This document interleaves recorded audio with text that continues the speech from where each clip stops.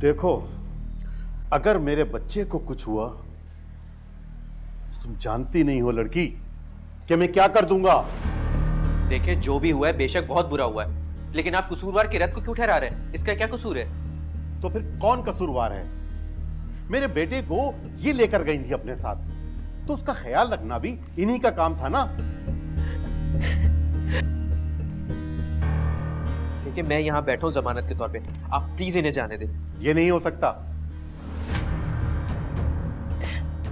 मेरा जान से। देखा देखा आपने कैसे एक मां अपने बेटे के लिए रो रही है। आप दोनों को इस मां के दिल की बद्दुआ लगेगी। अरे ये आप किस किस्म की बातें कर रहे हैं? मामू,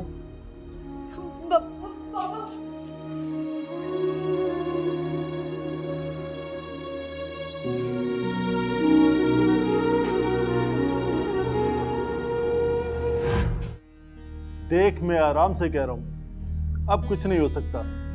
FIR कर चुकी है, और जिन लोगों का बच्चा अगवा हुआ है ना, उनको भी तुम कोई ऐसा वैसा नहीं समझो।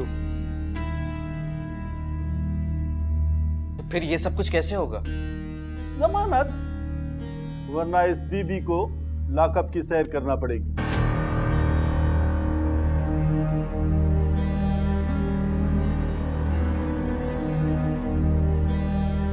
मगर और हाँ, जमानत भी कल से पहले नहीं हो सकती, इसलिए बेहतर है कि तुम लोग घर जाओ, आराम करो, हमें भी आराम करने दो, और इस बीबी को भी।